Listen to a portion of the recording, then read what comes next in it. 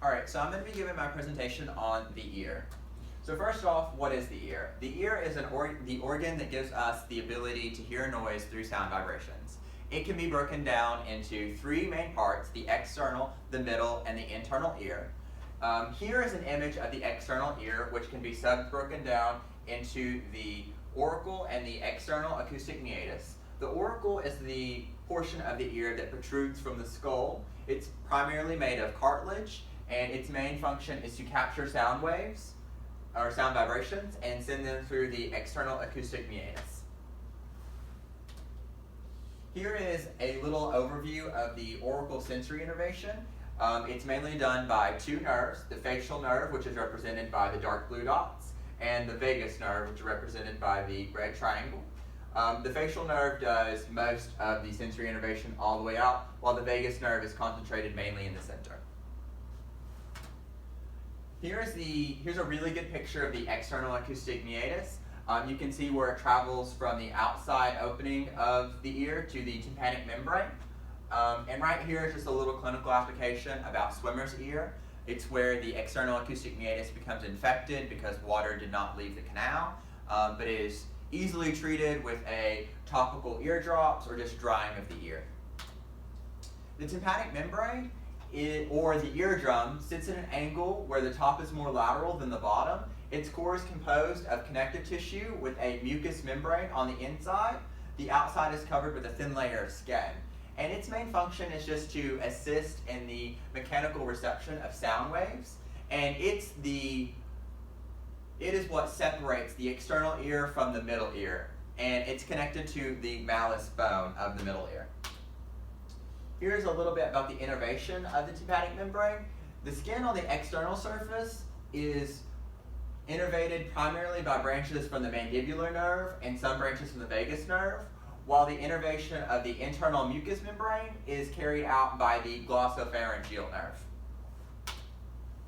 So this is the middle ear. The middle ear is an air-filled space that lies between the external and internal ear and can be broken down into two subparts: the tympanic cavity, which connects to the tympanic membrane, and the epitympanic recess, which is the superior aspect. The middle ear has a roof, floor, anterior, posterior, medial, and lateral wall. The bones of the middle ear, there are three main bones. The most lateral is the malleus, which we can see here in this picture. Medial to the malleus is the incus, and medial to the incus is the stapes, which is connected to the ovale window. Innervation of the middle ear. The tympanic plexus is responsible for the innervation of the middle ear. The glossopharyngeal nerve gives rise to the roots of the main nerve contributors.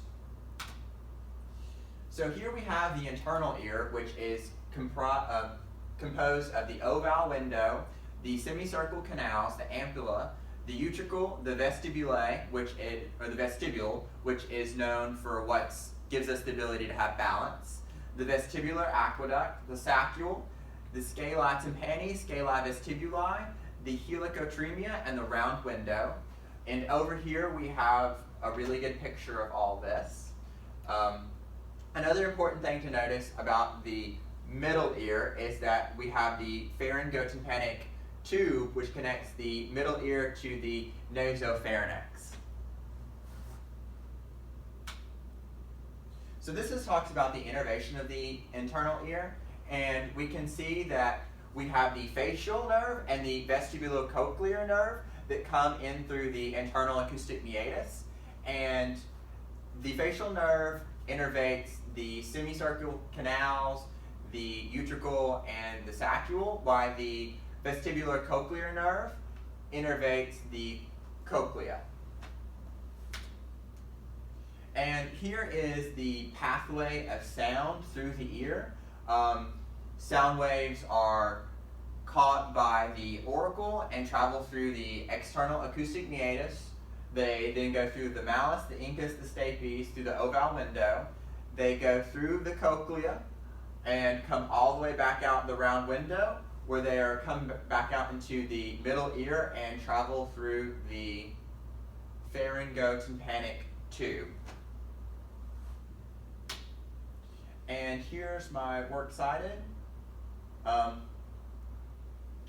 Gray's Basic Anatomy, 2nd edition, is where I got all of my images